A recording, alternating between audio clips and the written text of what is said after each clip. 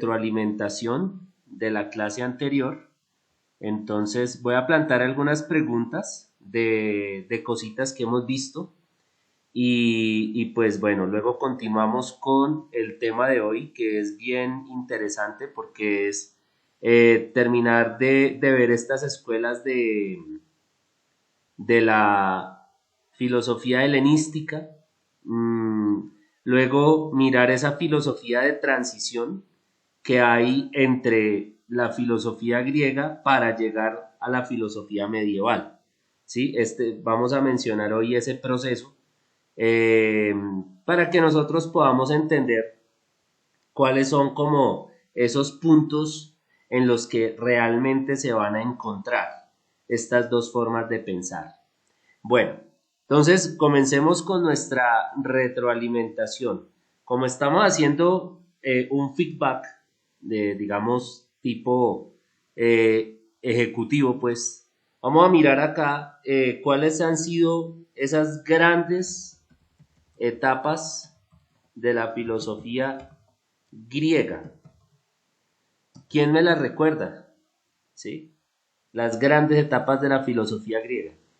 Obviamente que sus participaciones, ya saben, pues da los puntos positivos, ¿no? Así como hemos hecho con sociales, con ciencias económicas, lo mismo pues vamos a hacer acá. Entonces, a ver, ¿quién recuerda?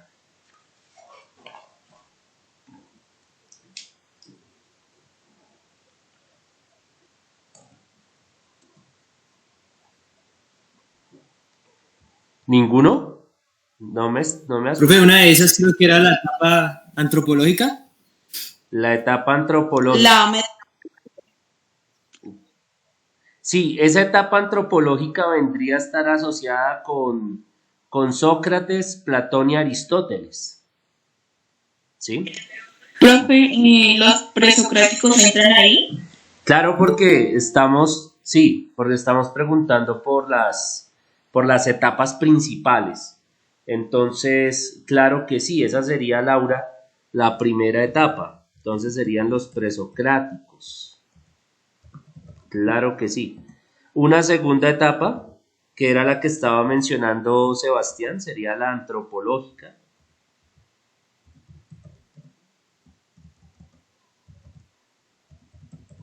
Sí, claro que sí. Dice etapa cosmológica, etapa antropológica, etapa ontológica. En realidad, digamos que está muy buena la clasificación que hace Valentina. Tienes también punto, pero les voy a dar unas precisiones ahí, eso está muy bien. Entonces, bueno, Sebastián fue el que nos dijo, Laura.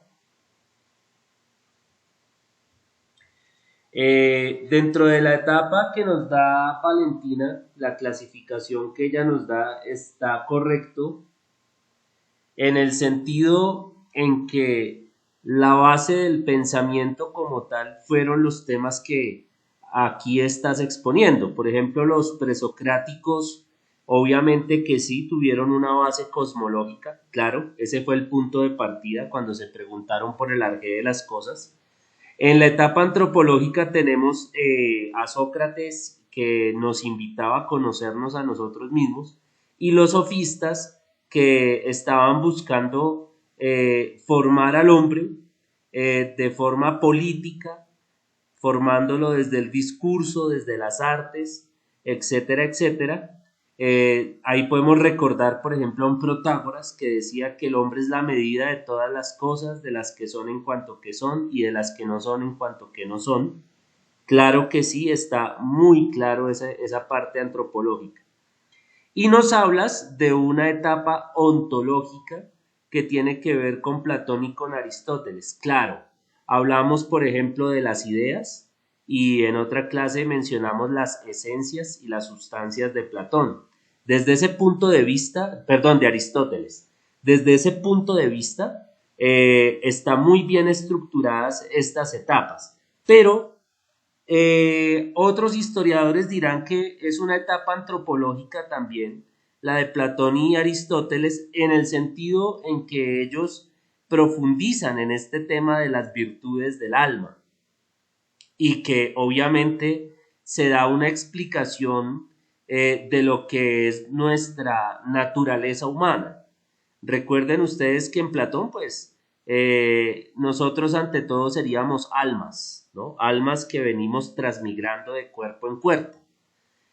Para Aristóteles, pues, digamos que sería como la unidad indivisible que hay entre el ánima, ¿sí? Y el cuerpo, una unión sustancial de materia y forma, en donde la materia sería el cuerpo y donde el alma sería la forma, ¿sí? Dice Valentina, profe, ahí entra la etapa ética. Pues la etapa ética es la que hemos visto en las últimas clases, con epicureísmo, vimos los cínicos, mencionamos a los estoicos, no hemos profundizado mucho en ello, no hemos profundizado mucho en el estoicismo. Vienen también los escépticos, ¿sí? Ya este tipo de filosofías pertenecerían más a esa etapa ética. Y entonces, teniendo en cuenta, vamos a dejar estas 4 etapas: cosmológica, antropológica, ontológica y ética. Estas 4 etapas luego van a tener un encuentro, digamos, un encuentro con algo que viene creciendo al interior del Imperio Romano. Recuerden que el contexto histórico es la finalización de ese mundo antiguo, ¿sí? Y los inicios de la era cristiana, ¿sí? Entonces, pues para que nosotros lo tengamos en cuenta. ¿Listo?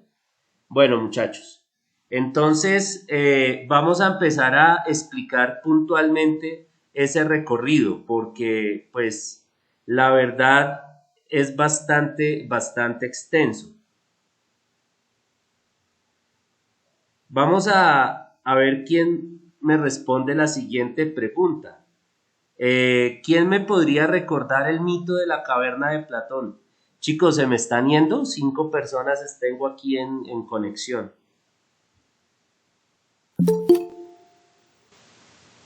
Pero lo que pasa es que la señal está muy intermitente. Vale, listo. Bueno. Profe, ¿usted qué? ¿Sobre el mito de la caverna? Sí, señor. Si no estoy mal fue que pusieron, es que me acuerdo que pusieron como unas personas mirando hacia una, esa la explicación que daban ahí era que miraban como hacia la punta, como hacia el fondo de la cueva. Entonces, era prisioneros, que ya dijo Diana ahí. Entonces como que miraban así a la cueva y veían las sombras y pasaban sombras con, o sea, armaban como figuritas y mostraban sombras como de cosas grandes, como monstruos y todas esas cosas. ¿Sí es esa? Sí, sigue. Vas bien. Sí, que entonces mostraban esas imágenes, entonces los prisioneros pues se asustaban al ver las imágenes, pero que solo eran sombras. Entonces, es que no me acuerdo qué seguía después. Sí, es eso, y que básicamente que, o sea, los prisioneros solo veían eso y no veían qué era, o sea, qué más era, solo veían las sombras y se asustaban por eso. Muy bien los dos. Listo, continúen. ¿Qué sigue? Ahí el problema. Sí, es que no estoy segura de que si después cuando salieron a la luz o algo así se dieron cuenta de que ya no había sombras y de que todo lo que les proyectaban no era real. Algo así creo. Ah, sí, y creo que si no estoy mal habían muerto, murieron algunos por digamos como de la ansiedad, como el susto y eso. Bueno, digamos que lo del muerto y eso pues no es como tan verídico, pero lo que sí es cierto es que obviamente ese primer contacto con la realidad pues genera cierta confusión, ¿no? Hagan de cuenta que ustedes salen de un cuarto oscuro, sus ojos están acostumbrados a la oscuridad y ustedes salen a la luz y digamos que allí los ojos tienen una molestia, ¿no? Entonces, es como a eso a lo que se refiere. Bueno, y cuando sale de la caverna el personaje, ¿se queda afuera o va y busca a los otros?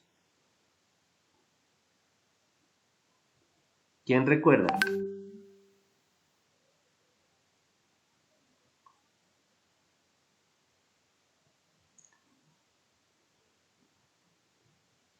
Recuerden que hay un personaje que logra liberarse de la caverna, ¿no?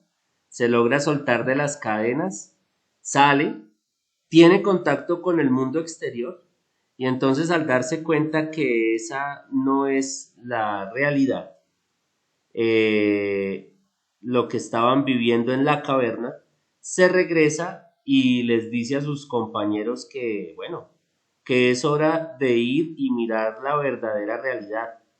Pero, ¿cuál es la actitud de estos prisioneros que están allí? ¿Quién la recuerda? Claro, dice Diana, creo que ayuda para que los otros también conozcan y se den cuenta de la realidad. Sí, así es. O sea, se dan cuenta de esa realidad, pero ¿qué ocurre? Hay una resistencia por parte de los que están prisioneros. ¿Sí? ¿Por qué hay resistencia? Porque a veces cuando uno se acomoda en una zona de confort, no nos gustan que nos saquen de allí. Y ellos ya estaban acostumbrados como a esas tinieblas. Claro, Diana, ellos se resisten, ¿sí? Entonces, digamos que ese mito da para explicar muchas cosas. Por ejemplo, en nuestra actitud frente a temas políticos. Hay gente que viene, nos da un panorama de la realidad y la gente prefiere creer en ese panorama antes que de pronto ponerse a investigar o ver las cosas por sí mismas o ver las cosas con un criterio propio. Entonces es más cómodo hacer caso de todo lo que nos dicen y cómo nos lo dicen a que yo fortalezca un propio criterio sobre las cosas. ¿Ven? Entonces puede verse este mito de la caverna también como un llamado a tener una actitud crítica, ¿m? A tener una actitud de mayor confrontación, capacidad de autoexamen, porque es revisarse a sí mismo y poder ver si realmente esas percepciones que yo tengo de la realidad son las percepciones que más me ayudan a entender el mundo y a entenderme a mí mismo, ¿sí? Por eso es bien especial, es bien interesante el mito, chicos. Y es un mito que va a estar presente durante toda la historia de la filosofía. Bueno, pero eso ya lo vimos. ¿Cuál es la crítica? ¿Sí? Estamos en fase de retroalimentación. ¿Cuál es la crítica que le hace Aristóteles a Platón?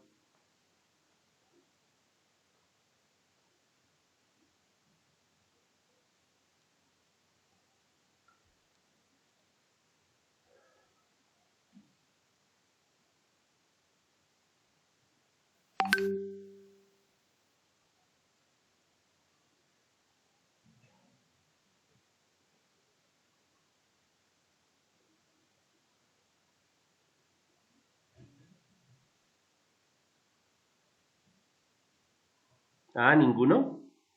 ¿Cuál será la crítica? ¿En qué creía Aristóteles? ¿Aristóteles creía en ese mismo mundo de las ideas?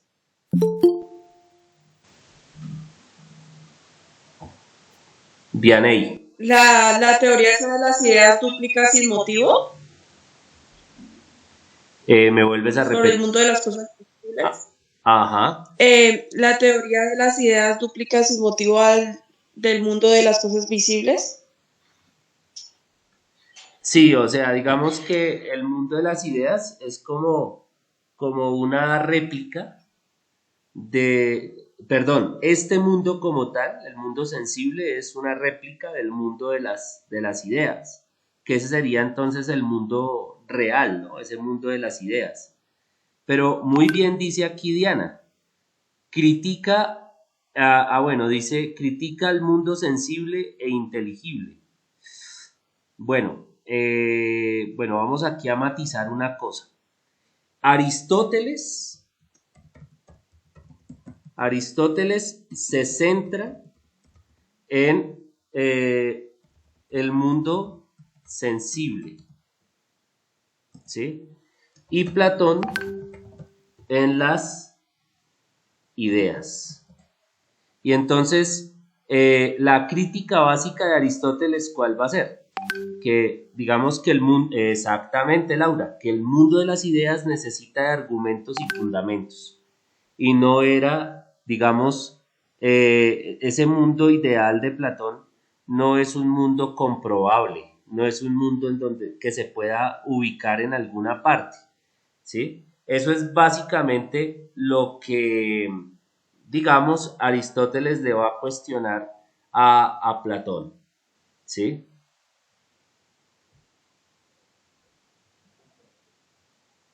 Bueno, ¿quién era Sócrates, chicos? Cuéntenme.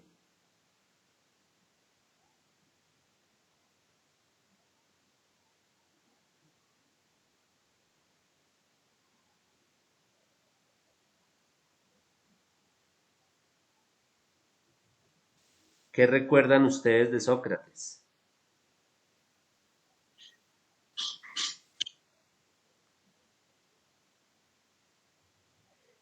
¿Maestro de Platón? Sí. Era el maestro de Platón y era el filósofo más grande en la filosofía occidental como la universal. Sí, señor, ese era el gran maestro. Filósofo griego considerado como uno de los más grandes y maestros de Platón, claro, Valentina. Claro, Vianey, yo por aquí creo que no le había puesto puntico a Vianey, que ha participado, lo mismo que a Valentina, ¿sí? Sí, evidentemente. Resulta, eh, resulta que Sócrates creía en la existencia de esa verdad, de que existía una verdad absoluta, pero había que hacer toda la búsqueda desde adentro, ¿no? Y entonces lo que hizo Sócrates, lo que hace Platón es fortalecer una teoría que es la de las ideas, para poderle dar sustancia, consistencia a ese planteamiento inicial que había dejado Sócrates. ¿Sí me hago entender? O sea, Sócrates como que hizo fue como un abrebocas, ¿no? Sí, esa verdad existe y hay que buscarla, pero Platón fue el que la concretó.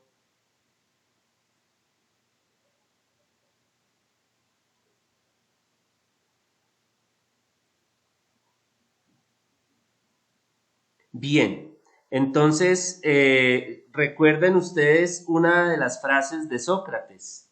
¿Quién me quiere explicar? Solo sé que nada sé.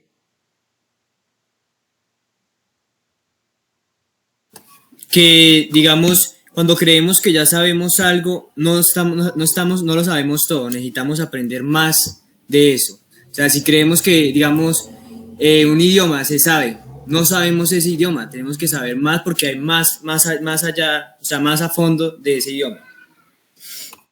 Listo. ¿Qué otras cositas nos enseña la frase?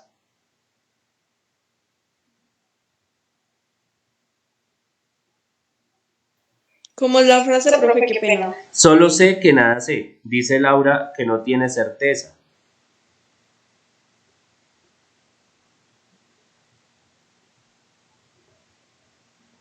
Muchas veces uno piensa que sabe muchas cosas, pero uno aprende esas cosas cada vez que las va experimentando, pero todavía le faltan muchas cosas por aprender.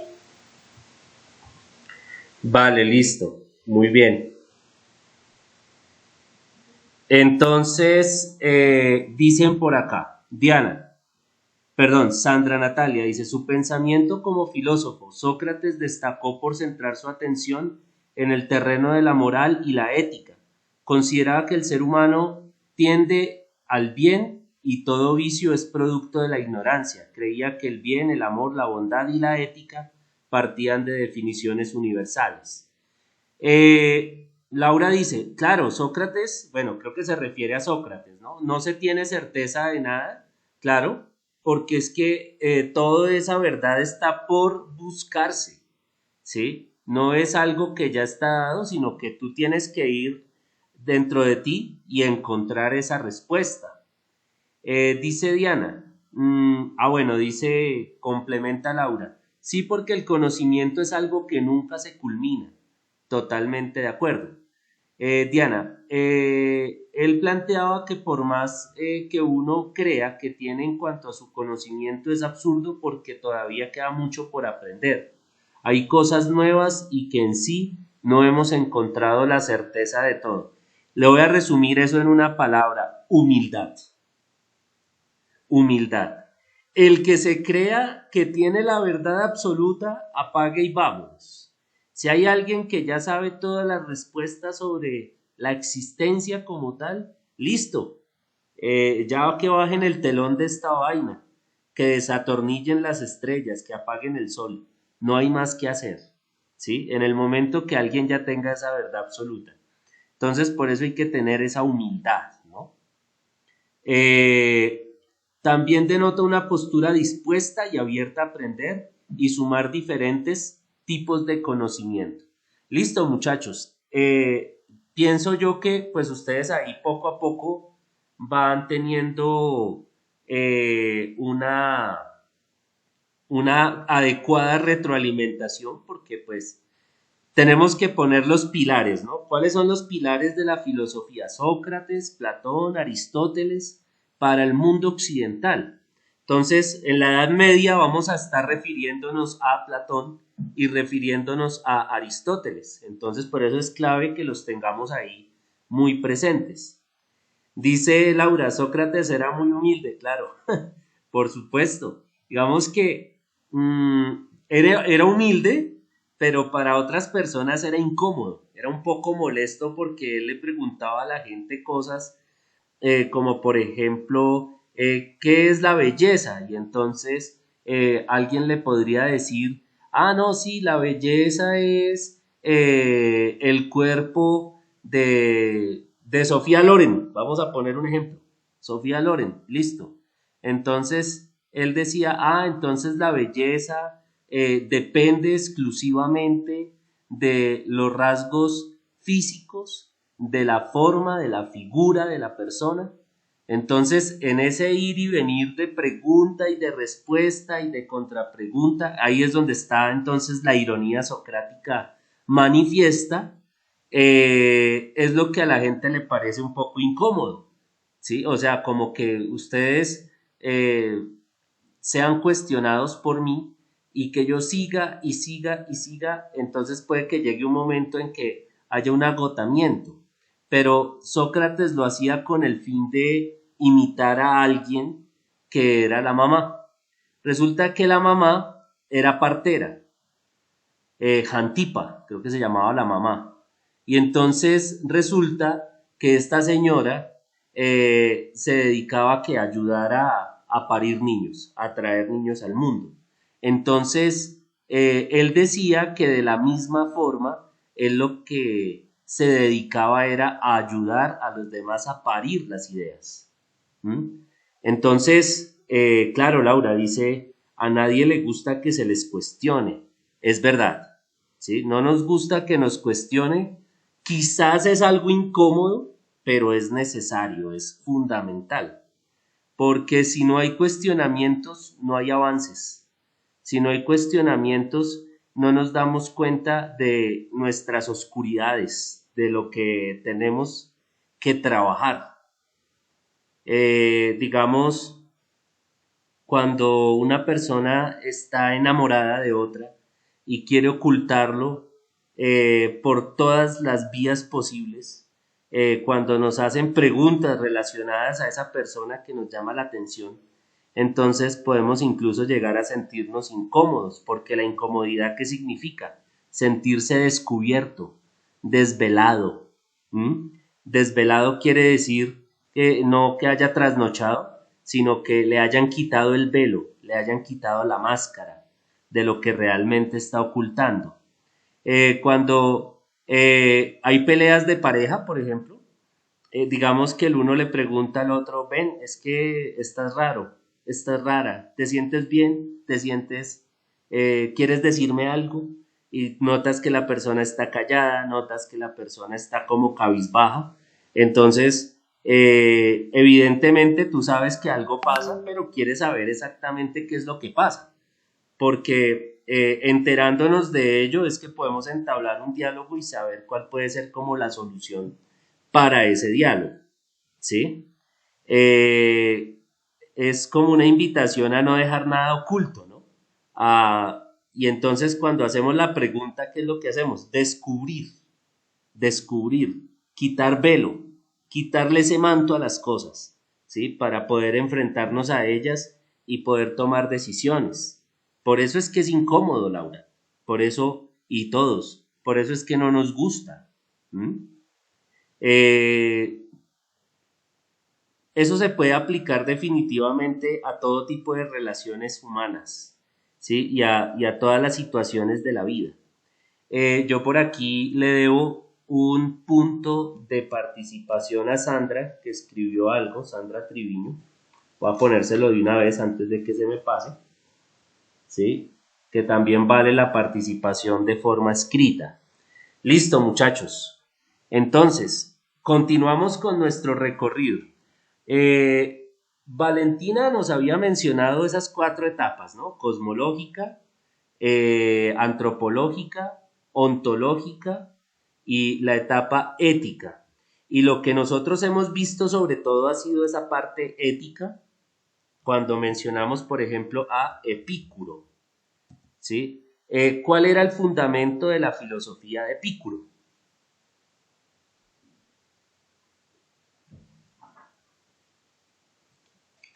¿Quién lo recuerda? El placer, pero de forma medida, no, o sea, no exagerada, sino, sí, de forma medida, como no descarriada, sino muy precisa. Sí, así es.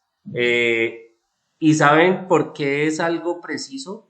Miren, aquí hay una transición entre, bueno, esa etapa ontológica a la etapa ética. Aristóteles, sí, esto pues es para aclararlo, Aristóteles nos había hablado de la felicidad como el bien último, ¿no? La eudamonía, ¿sí? La felicidad. Estas palabritas griegas, digamos que las vamos nosotros ahí incorporando en nuestros glosarios personales. Y esa eudemonía es tratar de buscar el bien de las cosas, una tranquilidad, un bienestar, ¿sí? Ya, por ejemplo, en el caso de Epicuro, entonces se centra la filosofía en matizar un poco más en qué consistiría esa felicidad. Recuerden que para Aristóteles, por ejemplo, la virtud, ¿sí? Tiene que ver con el justo medio de las cosas, ¿sí? En el centro está la virtud. Que tú quieres compartir con tus amigos, claro, es importante el compartir. Que en el compartir entonces está de por medio una bebida. Entonces, ¿cómo nos comportamos con relación a la bebida? ¿La rechazamos totalmente? Bueno, pues si ustedes sienten que compartir con gaseosa, con agua de panela, con un chocolate, pues es algo chévere y adecuado, pues maravilloso, ¿sí? Porque la finalidad de la acción es el compartir, ¿sí? Entonces eso es lo que no podemos perder de vista. Pero cuando la finalidad, por ejemplo, del compartir se convierte en borrachera, es cuando no estamos siendo equilibrados, ¿sí? Es cuando empezamos nosotros a desajustarnos. Y entonces digamos que Aristóteles, bueno, Epicuro mejor, nos hace conciencia de que sí es chévere pasarla bien, pero que ese pasarla bien tenga como consecuencia un bienestar, no un malestar. Porque si la finalidad es la borrachera, pues la finalidad va a ser guayabo, dolor de cabeza, vómito, de pronto peleas entre amigos, que el uno por ahí le miró la novia al otro, etcétera, etcétera. Entonces, equilibrio. Equilibrio es lo que se nos empieza aquí a pedir. Dice Sandra, Epicuro afirmó que es bueno todo lo que produce placer, pues el placer según él es el principio y el fin de una vida feliz. Él definió el placer como la satisfacción de las necesidades del cuerpo y la tranquilidad del alma. Para el epicureísmo, lo malo es todo aquello que le produce dolor al ser humano. Muy bien, Sandra. Sí, voy a poner por acá otro punto.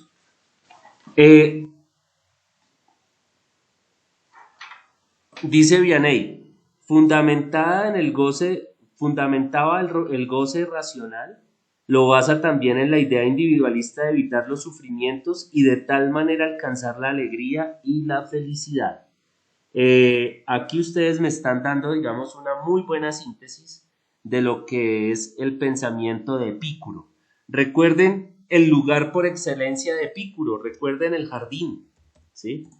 Es el lugar donde él logró construir su morada y vivía con amigos, una escuela donde podían irse a formar esclavos, mujeres, cosa que para su momento era revolucionaria.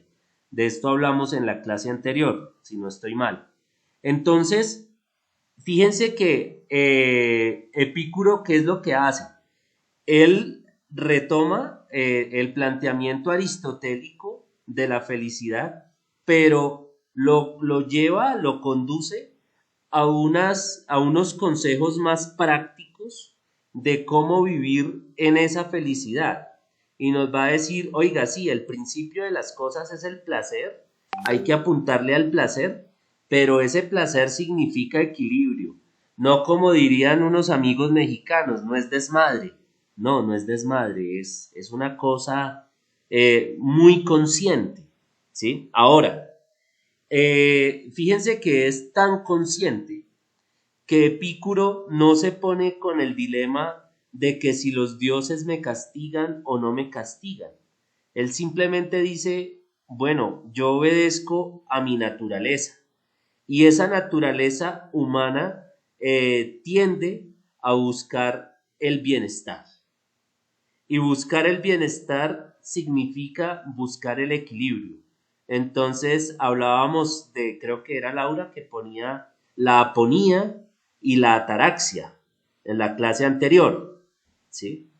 Bien, dice por aquí Angélica, tenía como objetivo el de lograr una vida llena de felicidad, tranquilidad, que se caracterizaba por la ausencia del temor, por medio de la amistad, libertad y una vida analizada. Sí, claro que sí. ¿Por qué la ausencia del temor? Hay dos grandes, digamos, emociones, dos grandes tendencias de acción en el ser humano: amor y miedo, ¿sí? Las decisiones se toman basadas en estos dos principios que pues aparecen como opuestos: el miedo y el amor. Entonces, decisiones tomadas desde el miedo y hay también decisiones tomadas desde el amor. Cuando las decisiones se toman desde el miedo, sus resultados pues van a generarnos estrés, van a resultarnos un poco confusos, adversos. Cuando las decisiones se toman por el lado del amor, entonces no significa que no haya adversidades, pero la finalidad de esta decisión nos va a dar paz y nos va a dar tranquilidad. O sea que la ataraxia, sí, claro, estaría relacionada con el amor, sí, indudablemente. Ahora, recordemos, sí, Laura, la ausencia de dolor, la aponía, ¿no? Entonces, eso es precisamente la búsqueda de ese placer.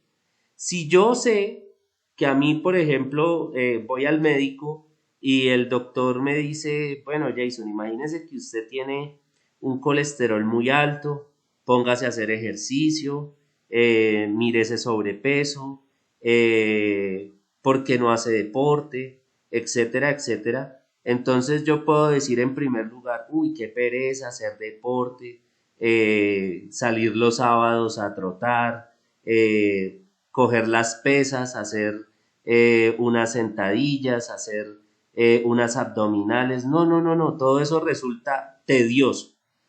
Claro, eso hay que hacerlo bien, ¿no? O sea, si uno hace unas abdominales mal hechas, pues va a ser una tortura para el cuerpo y no vas a trabajar los músculos que realmente tienes que trabajar, ¿sí? Pero la actividad se convierte placentera cuando yo realmente le estoy apuntando a tener una mejor salud, ¿sí? Porque es que la salud es la base, es el insumo básico que yo requiero para poder hacer bien mis actividades cotidianas.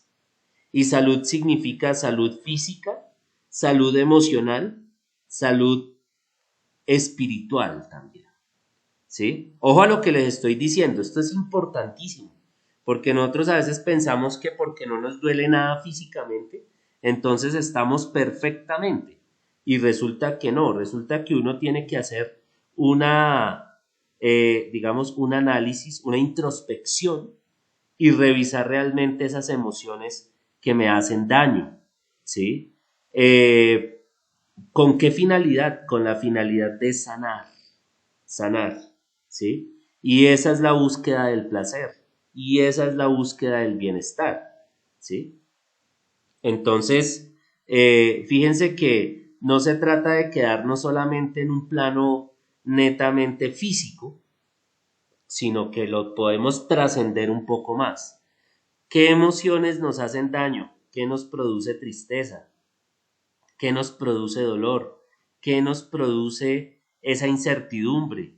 El año pasado, en el colegio donde estaba, una alumna me dijo, profe, yo me siento triste porque siempre mis amigas sacan mejores notas que yo.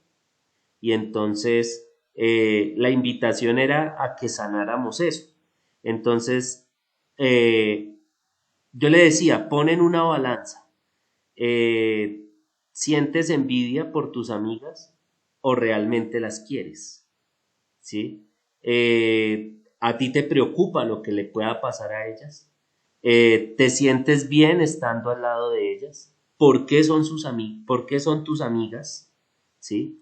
Y entonces en medio de todo este cuestionamiento y toda la vaina, empezaron a salir las lágrimas y empezaron a salir varias cosas allá muy profundas de la persona, muy profundas de la muchacha, y entonces hasta que ya después de ese ejercicio empezó a sentir que cada vez más le daba menos importancia el tema de las notas, ¿sí? Ya no, o sea, ya empezó a no sufrir por eso, pero era por una decisión que ella tenía que tomar. Yo podía hacerle todo tipo de ejercicio, de cuestionamiento, todo tipo de terapia, si ustedes quieren, pero en realidad la persona es la que termina tomando la decisión. Muchas veces nuestras dudas a nivel emocional se dan porque no tenemos las herramientas para poder enfrentarlas, para poder abordarlas. Por eso uno necesita de alguien que le oriente, que le explique, que le ayude a resolver de alguna manera. Es más, la persona que lo hace también tiene sus propios rollos que resolver, ¿sí? Esto no se trata de que yo sé y tú no sabes, o yo bien y tú mal, no. Se trata de que aquí se camina de la mano y nos ayudamos entre todos, ¿sí? De eso se trata esto. El hecho de vivir significa que si estamos en grupo, si estamos en comunidad, si estamos en humanidad, es porque estamos para cooperarnos, ¿sí? Es lógico, es simple, ¿sí? Si a mí me ponen en una familia, pues es porque esos son mis compañeros más próximos de viaje, porque pues la existencia como tal que es un viaje. Fíjense que nuestro planeta anda, dando vueltas por el universo. Nuestro sistema solar le da vueltas a la galaxia y la galaxia le da vueltas al universo.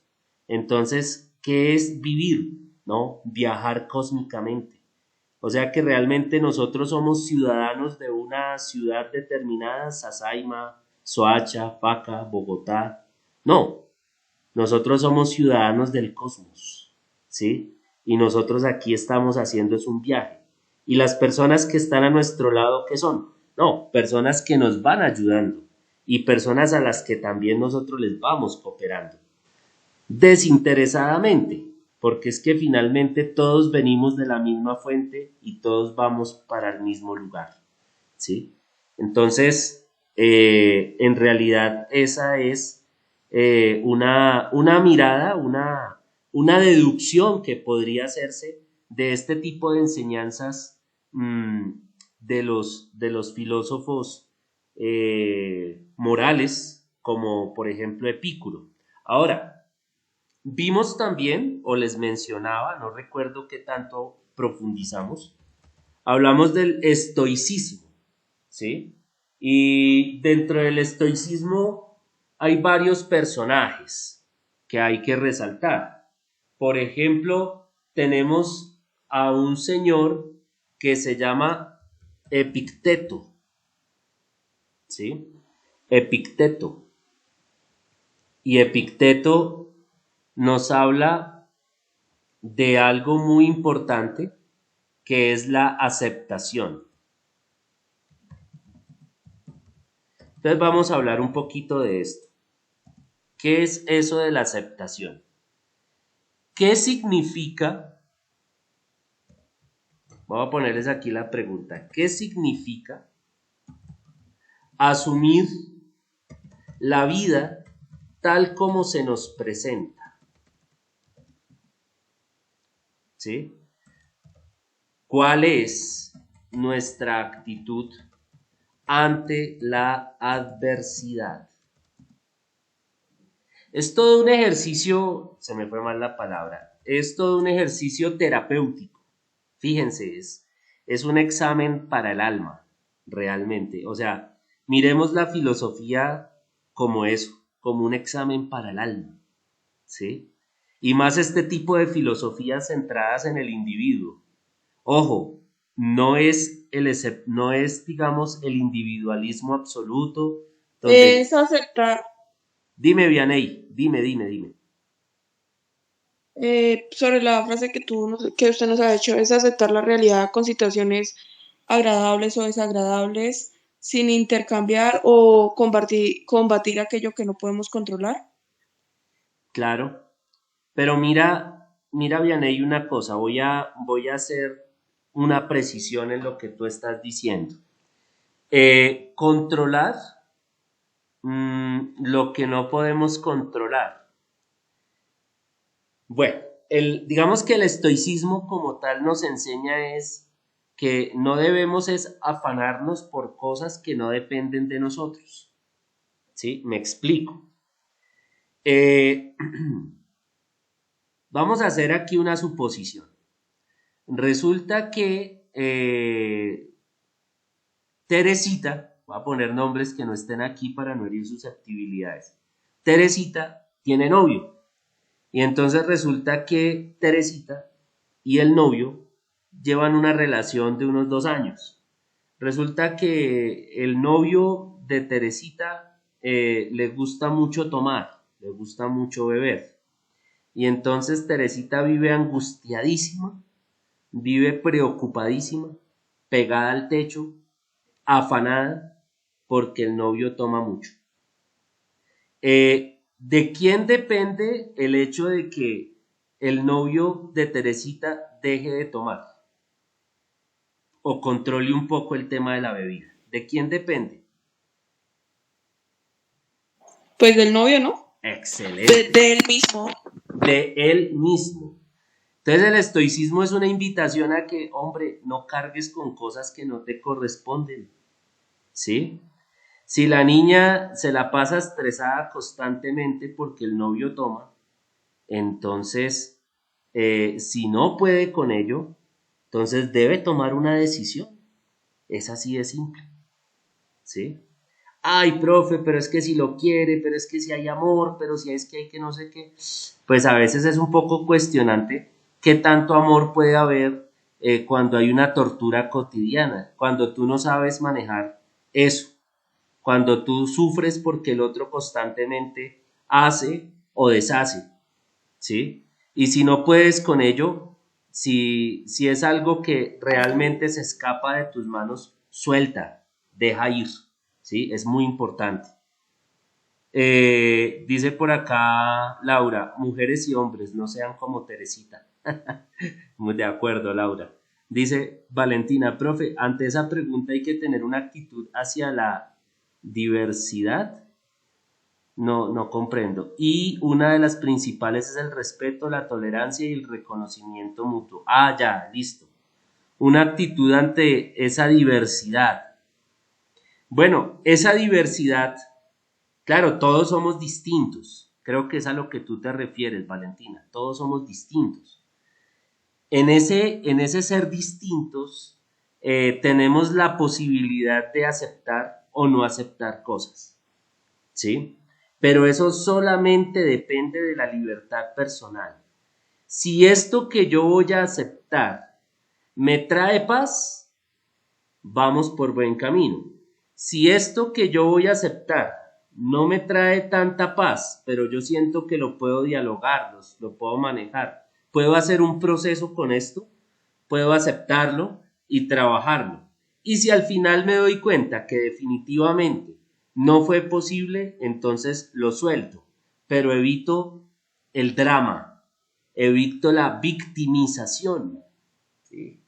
Evito hacerme la víctima, como decía por ahí una señora. Evito ese tipo de cosas.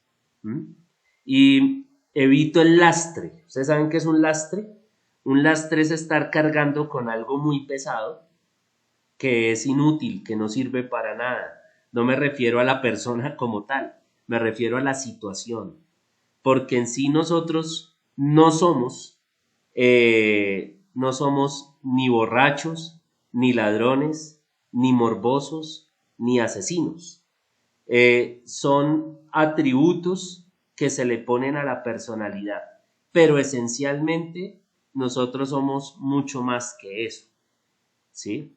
Entonces, si yo acepto, digamos, que el novio sea como medio borrachín, pero yo vivo en medio de este ser borrachín de manera tranquila y feliz y podemos como mediarlo y todo el cuento, pues bueno, listo, bienvenido sea, ¿sí? Tal vez desde el punto de vista moral o desde el punto de vista social no sea lo ideal, pero digamos que si esto te trae tranquilidad, te trae paz, pues está bien.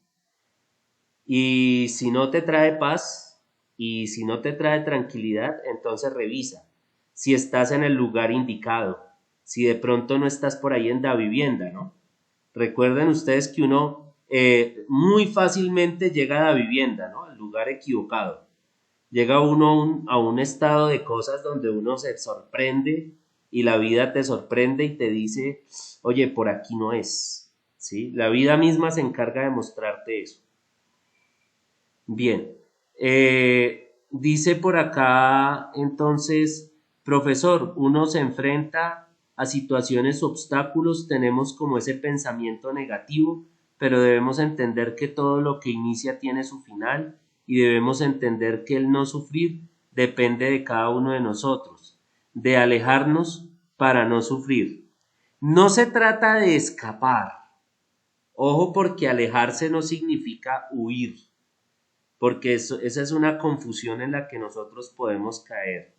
El estoico acepta, ¿sí? Asume.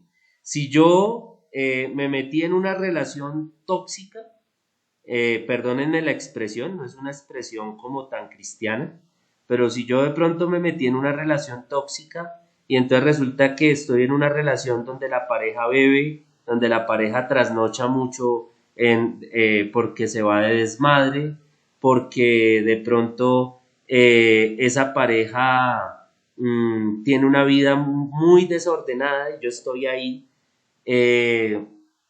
resulta que pues es decisión tuya el hecho de estar ahí y debes asumirlo.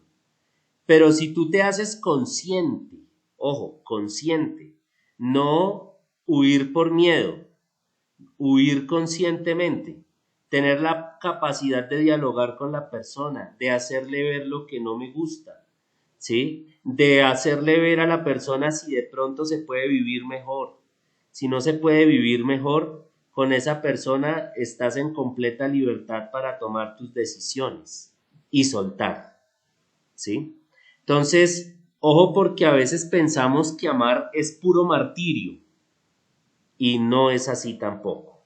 A veces nos dicen, nos quedamos con la concepción cristiana de que el amor es sufrimiento permanente y entonces así como Jesús está en la cruz, entonces van ustedes a las iglesias, ven esos rostros de sufrimiento, que la dolorosa, que el Vía Crucis. A propósito, ya la Semana Santa está cerca, pues no se trata de quedarnos en ese sufrimiento. Sí, obviamente nosotros aquí no estamos exentos de que nos pasen las cosas, pero recuerden, un mal no dura 100 años y Epicuro nos lo enseñaba, o sea, los sufrimientos o los dolores que puedan venir se van rápido, ¿sí? Eso nos dice allá en el Tetrafarmacón, que estuvimos viendo la clase anterior, ¿sí? Entonces, alejarnos para no sufrir, que sea un distanciamiento consciente. ¿Qué significa distanciamiento consciente? Que sea una decisión firme, ¿sí? Sin drama, sin tanto drama. En el momento en que entramos en el drama, perdemos energía, perdemos nuevas oportunidades en la vida, porque estamos aferrados a un pasado, a una situación, y no trascendemos. Eso realmente la filosofía nos da herramientas terapéuticas, ¿sí? Muchas veces quizás no es tan necesario ir al psicólogo. Bueno, algunas personas tal vez sí lo necesitan, y no lo digo con ironía. Es importante que uno revise sus emociones, cuide de ellas, las examine, que uno se haga consciente de lo que vive, de lo que siente, de lo que piensa. Todo ello es fundamental. Entonces, la filosofía nos da aquí unas herramientas realmente terapéuticas. La aceptación. Aceptar es una capacidad de sobrellevar la vida. Digamos, a mí me gustan los días soleados, pero estos días ha llovido mucho. Entonces, ¿qué hago? Como me gustan los días soleados y estos días ha llovido mucho, entonces me deprimo. Eso se llama carácter o temperamento estacional. O sea, como que tu estado de ánimo está de acuerdo a la estación del día. Si hay sol, entonces chévere. Pero si hay lluvia, entonces estoy melancólico, estoy sufriendo. Definitivamente nuestros estados anímicos deben depender de lo que ocurra afuera. O sea, si papá está de buen genio, yo estoy de buen genio. Si mamá está de buen genio, yo estoy de buen genio. Pero si papá está de mal genio, yo estoy de mal genio. Si mamá está de mal genio, yo estoy de mal genio. Hagan de cuenta que nosotros somos como, es un ejemplo, ¿no? Es un símil. Nosotros somos como el televisor, ¿sí? Entonces somos un televisor de 25 pulgadas y resulta que estoy en modo noticias, modo deportes, estoy en modo novelas, estoy en modo cine, estoy en modo series de Netflix y la persona que está enfrente pues tiene un control. Entonces hagan de cuenta que yo soy como ese televisor cuando estoy del estado anímico de acuerdo al comportamiento de los demás. Entonces, ¿a quién le das tu control remoto? ¿Sí? Se lo das a tu novio, a tu novia, a tu papá, a tu mamá, a tus abuelos, a tus hermanos, a tus primos, a tus compañeros, a tus profesores? ¿A quién le das ese control remoto de tus emociones? Piénsalo, ¿sí? Medítalo, porque realmente he ahí uno de los secretos para poder entender este ideal de los estoicos. Oiga, no se cargue con cosas que no le corresponden. ¿Mm? No lo hagas, porque te va a terminar haciendo daño. Bien, entonces dentro de estos estoicos tenemos personajes como por ejemplo el señor Epicteto, que ya lo mencionábamos. Tenemos a uno que se llama Marco Aurelio, que era un emperador romano, pero también se dedicó a la filosofía.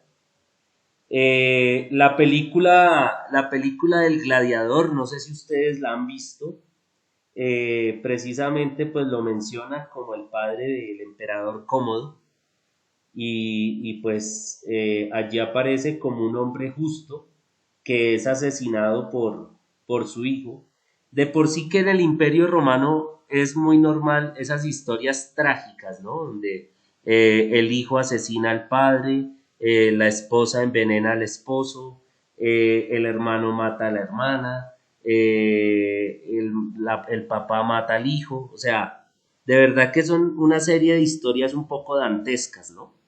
Y que nos muestran quizás lo peor del ser humano, ¿sí? Cosas realmente bastante X para nuestra comprensión de la naturaleza humana, un poco aberrante si se quiere. Pero, ¿qué nos está queriendo decir ese tipo de cosas? Realmente que el ser humano requiere permanentemente de un fortalecimiento del espíritu, ¿sí? Y no de gratis, en estos mismos tiempos del Imperio Romano, pues aparecieron personajes realmente inmensos para la historia de la humanidad.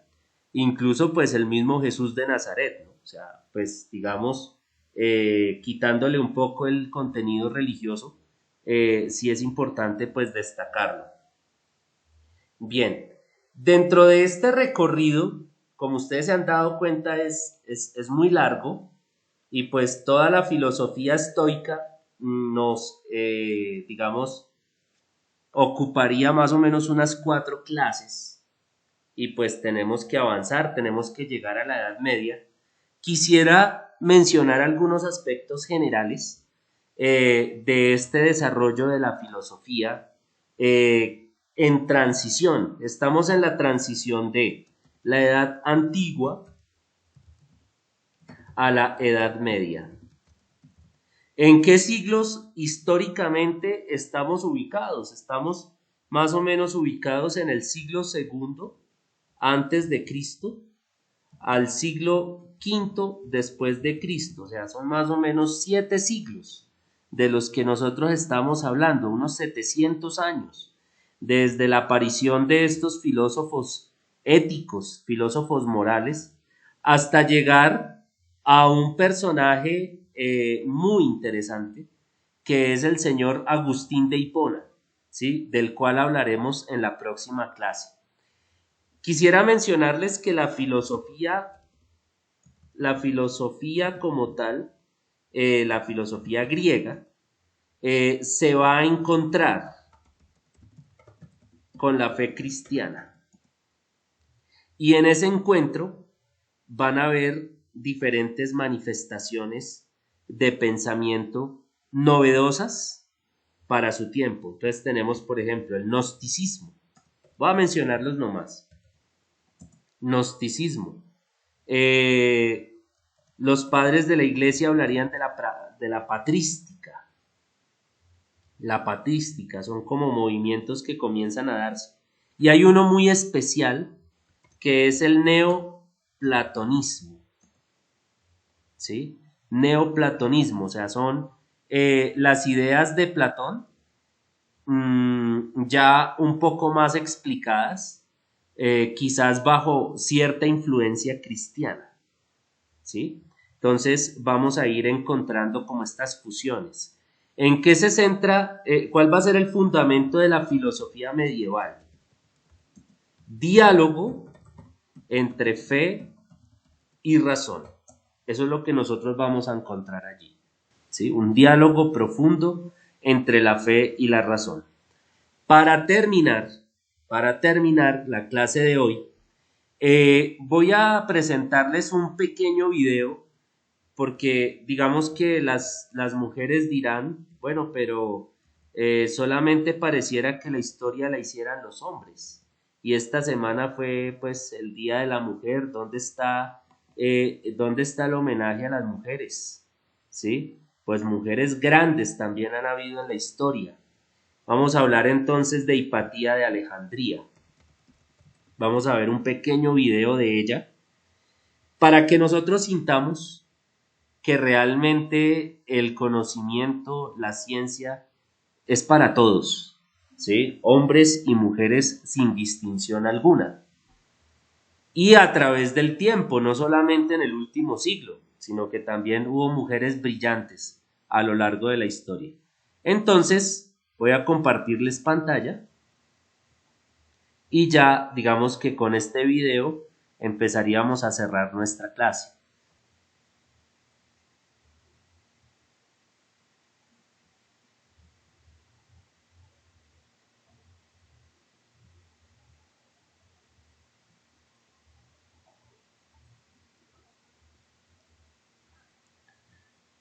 Bueno, chicos, ¿ustedes ven el compartir de pantalla?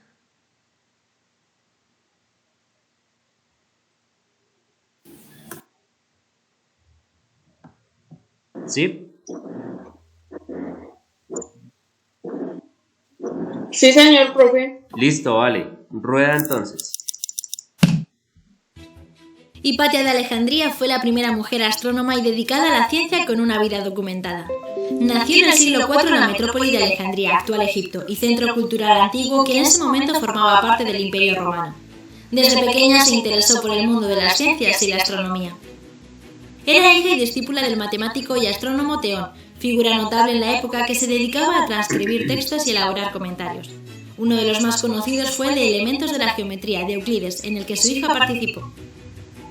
Hipatia logró abrirse paso y progresar en una era donde a las mujeres se les negaba el conocimiento. Estudió en el Museo, centro de investigación científica donde trabajaba su padre. También viajó a Atenas y Roma para formarse. Se convirtió en una maestra neoplatónica brillante que impartía lecciones de matemáticas, filosofía y astronomía. Su discípulo más conocido fue el obispo Sinesio de Cirene, con el que se escribía cartas a menudo y gracias al cual sabemos muchos detalles de su historia. Tenía una ideología clásica fundamentada en conocimientos que muchos cristianos de la época asociaron al paganismo. Hipatia no se conformaba con lo establecido, fue más allá con las investigaciones de su padre sobre el movimiento de los astros. Su contemporáneo, Sócrates de Constantinopla, aseguró que su sabiduría superó con creces a los pensadores de su tiempo. Sus aportaciones a la ciencia y a la literatura fueron sumamente valiosas. Realizó el comentario de la aritmética de Diofanto, considerado padre del álgebra, que simplificaba y facilitaba las operaciones matemáticas. Escribió un tratado de 8 libros sobre geometría de las cónicas de Apolonio, donde planteaba nuevos problemas. Además, elaboró un canon de astronomía analizando las tablas del Almagesto de Ptolomeo y cartografiando cuerpos celestes. En el ámbito de la invención, Hipatia creó varios diseños de mejora para instrumentos, como el astrolabio, que mide la posición de los astros, el hidrómetro, que mide el peso de los líquidos, y el hidroscopio, que mide el nivel del agua. Además, fue pionera en la creación de un aerómetro, que se utiliza para determinar la densidad relativa de los líquidos. Desgraciadamente, sus trabajos se perdieron, aunque figuran en referencias de otros autores y en las cartas que escribió a sus discípulos. A pesar de su paganismo y de ser fiel defensora de sus creencias, Hipatia respetaba a todas las religiones y no mostraba ninguna actitud hostil para el desmantelamiento de las mismas. Incluso aceptaba discípulos que compartían otras creencias, fomentando así la tolerancia. Era una mujer influyente en Alejandría. Todos la admiraban y acudían a ella para obtener consejo. Pero esto fue visto como una amenaza para los cristianos, que impusieron alrededor del año 380 su religión como oficial en el Imperio Romano. Se cree que el obispo Cirilo, nuevo patriarca de Alejandría, fue el instigador del asesinato de Hipatia por bruja y hechicera. No se sabe con exactitud cuál fue el motivo detonador de este ataque de ira contra Hipatia. Algunos aluden a la envidia por parte de Cirilo hacia su carisma, otros a su influencia y las relaciones que mantenía con Orestes, prefecto imperial de la ciudad que ya había sido víctima de un ataque por parte de los religiosos más radicales. Su asesinato tuvo lugar en marzo del año 415 o 416. Una masa de fanáticos religiosos la detuvo en su carruaje mientras volvía a casa y la arrastraron a la iglesia Cesario, donde la obligaron a desnudarse. Tras esta vejación, fue apaleada hasta la muerte y descuartizada utilizando tejas y conchas. Sus restos fueron exhibidos como trofeo por toda la ciudad hasta llegar a la zona llamada Cinarón, donde fueron calcinados hasta convertirse en cenizas. Ella fue olvidada y Cirilo canonizado. A pesar de que pintores y escritores la representaron en el momento de su muerte como una mujer joven, las fechas indican que debía tener en torno a 50 o 60 años cuando fue asesinada. Su historia inspiró a muchos artistas y aparece mencionada en revistas, personajes de libros, cómics, tipografías y obras de teatro. Además, fue llevada al cine en 2009 por el director Alejandro Amenábar con la película Ágora. El crimen atroz cometido contra Hipatia pasó a la historia como uno de los más sobrecogedores. Se convirtió en símbolo de destrucción del pensamiento clásico y avance del oscurantismo medieval. Hipatia de Alejandría se suma a los grandes pensadores de la historia que fueron censurados, repudiados y asesinados por defender sus ideales y difundir su conocimiento. No olvides suscribirte y darle al... Bueno chicos, ¿cómo les pareció el video? ¿Qué piensan?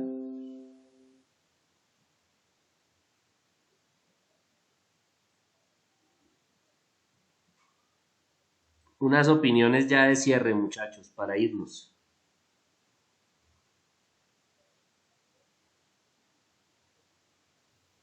Fue una gran maestra en esa época. Sí. A ver, ¿qué más podemos decir? Hernández. Pues siento que fue como una gran mujer para en esa época, en ese lapso que ella estuvo. Ok, listo. ¿Qué opinan ustedes del final de ella, de la muerte?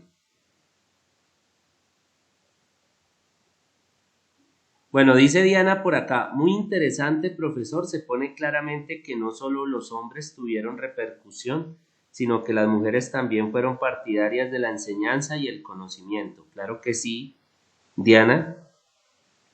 Es una fiel muestra de que el conocimiento pues es un asunto de hombres y de mujeres por igual. ¿Sí? Eso no tiene ningún tipo de distinción ni ningún tipo de misterio. Fíjense que en aquel tiempo, digamos, el tema de la intolerancia religiosa, ¿no? Estaba ya Alejandría ya estaba cristianizada y entonces poco a poco todo ese saber antiguo, todos esos conocimientos, aparte de haber quemado la biblioteca de Alejandría, ¿no? Porque fue dentro del Imperio Romano que se dio la quema de esa biblioteca, se martirizan personajes como Hipatia, ¿no? Como Hipatia de Alejandría. Y yo lo quise traer a colación porque precisamente fue en un mes de marzo, no se sabe, 415, 416, digamos que los historiadores no tienen una referencia exacta del año, se tiene conciencia del mes de que digamos, se dio ese fallecimiento. Fue un fallecimiento dantesco por la forma en que, digamos, la gente la acogió, ¿no? O sea, ustedes saben que imagínense ustedes degollar a una persona, degollarle la piel con conchas de mar. Algunos historiadores pues lo mencionan de esa manera. No se podía pensar que una mujer fuera a tener tanto conocimiento y sobre todo que se atreviera en su tiempo a hacer investigaciones de tipo científico, ¿sí? Muy avanzado esto para su época, muy revolucionario. Entonces, esto trajo confusión y pues el obispo de turno pues como que no le gustó mucho, ¿no? Digamos que aquí es donde viene la cuestión de que en la Edad Media quemaran a las mujeres por ser catalogadas como brujas, ¿sí? De eso vamos a hablar un poco más. Dice Sebastián, eso también demuestra el machismo que siempre ha habido a lo largo del tiempo, claro que sí. Sí, digamos que allí también podemos ver ese reflejo de machismo. Bueno, muchachos, con esta historia de Hipatía de Alejandría quería dejarlos el día de hoy. Vamos entonces, yo pues les tomé tiempo de descanso, pues nos vamos a tomar el descanso ya de aquí en adelante y en breve entonces les comparto el video a Sebastián y a Laura para que lo podamos entonces multiplicar, por favor.